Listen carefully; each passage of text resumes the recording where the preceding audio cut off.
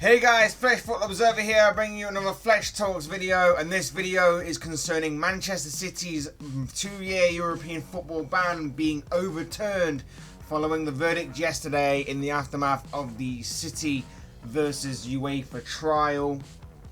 If you remember, an eternity ago it seems, the news first broke that there was evidence to suggest that Manchester City had breached financial fair play laws between 2012 and 2016, and as a result UEFA came out with an initial punishment that would see City banned from European football for 2 years and also fined 30 million.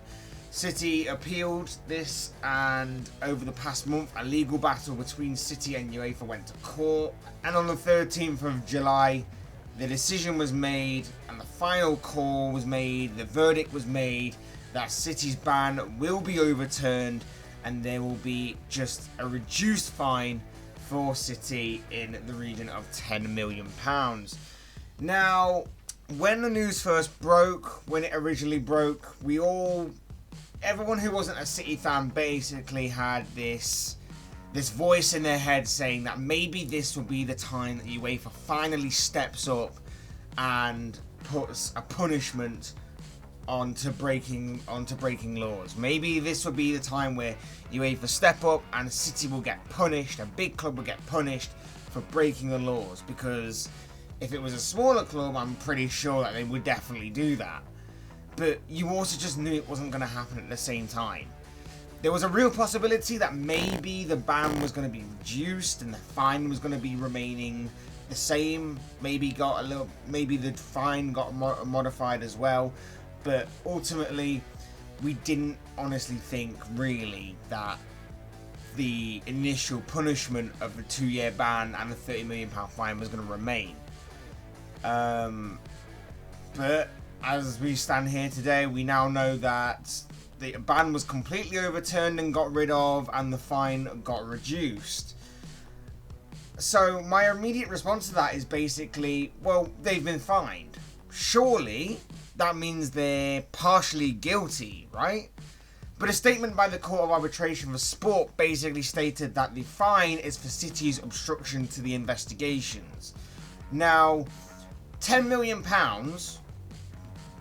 to Manchester City, their owner probably gives that to their kids as pocket money. Their owner can make £10 million within a matter of a couple of hours. It basically means very little to him. It's a drop in the ocean to what City have. And also, you've got to look at it and think, what does that even mean? What does obstructing the investigations genuinely mean? If City had nothing to hide in the first place and had done nothing wrong, then what of all this obstruction stuff? I'm sure maybe in the coming days or whatever, we may actually find out more about the more in-depth details to this case. So maybe we still have a few more days, maybe even weeks to go before we start hearing more about this case and the kind of intimate details about it. But that just struck me as quite odd right off the bat. And as far as the alleged breaches of the financial fair play laws go, apparently the majority of the allegations that were made were either not fully established, hence inconclusive evidence, or time barred, which basically means that after a certain time frame, in this case 5 years, the evidence is not considered as legitimate evidence within this case. Now, essentially that could possibly mean that City have cheated years ago, but because no one looked into it at the time, enough time has passed on for them to have probably got away with it, which completely baffles me again. I mean, when this news was brought to light originally, I kind of had to question why nobody had looked into it at the time and why the time frame was so far back in the past. So that really confused me, and it just seems like here that if it is to be true and most of the evidence is time barred or whatever, then it baffles me that this has only been brought to light right this moment. If obviously they have broken the laws, it's inconclusive now whether they have or not, but it seems that they possibly did, and it just hasn't been brought to light during the relevant time frame. But ultimately, this was a huge day for City. This was a massive day for City and a big victory for them off the pitch. They can blow a bit of a sigh of relief, although I'm pretty sure that they were confident they would be that they will be having the ban overturned and they will be cleared of any possible wrongdoing. Although, you know, with everything that came off in the aftermath of it, I'm still not entirely convinced that they are entirely clean of this. But that's for City. What about UEFA, and especially for financial fair play? They took a massive hit, UEFA did. They haven't felt anyone with confidence for years. You can just go and see the viral clip of Gary Neville talking about this case in February. Even he had no confidence in UEFA winning this trial, and he's been proven right here. They've not felt anyone with confidence for years, and they seem to have handled this situation pretty poorly. They dished out a massive punishment in the early stages, the initial stages of the investigation, only for it to be overturned, and have therefore been completely embarrassed here by the way that this case has been handled, and this case has handed out its verdict.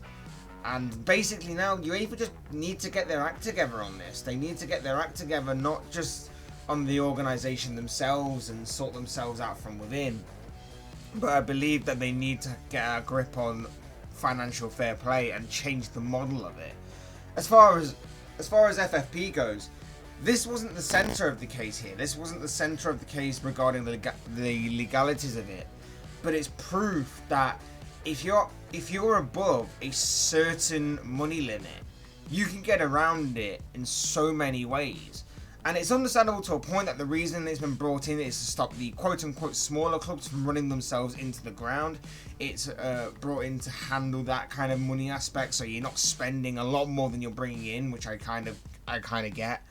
But there has to be now room for debate following this case, that it needs to be looked into further, and it needs to sort of curb the likes of Manchester City, PSG, and other lottery winners of mega rich clubs from abusing the money they have.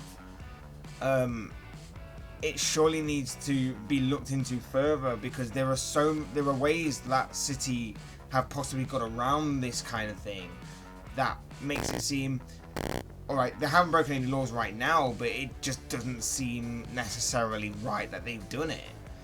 And there are certainly other factors that I think that maybe should be took under consideration when talking financial fair play.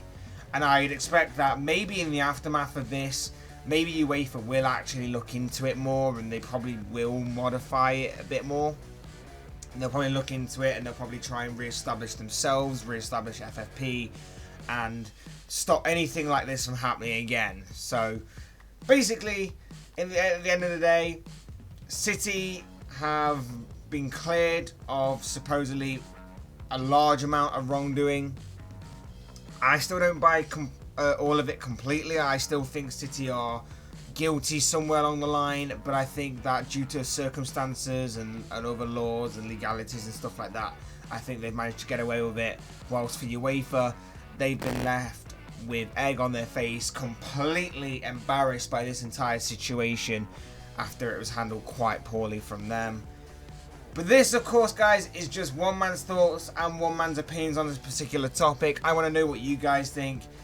I want to know your thoughts on UEFA. I want to know your thoughts on the ruling of this case. I want to know your thoughts on the handling of this case. And I want to know your thoughts on FFP and whether it's a good thing, a bad thing, or just is a good thing but needs to be modified even more for the quote-unquote bigger teams. Because let's remember, FFP is not there necessarily for the big teams. It's there to protect the big teams from having any, well, I guess you could call it competition from smaller teams in them paying more than what they can actually bring into their own club. So let me know in the comments section your thoughts, comments and opinions on this particular topic.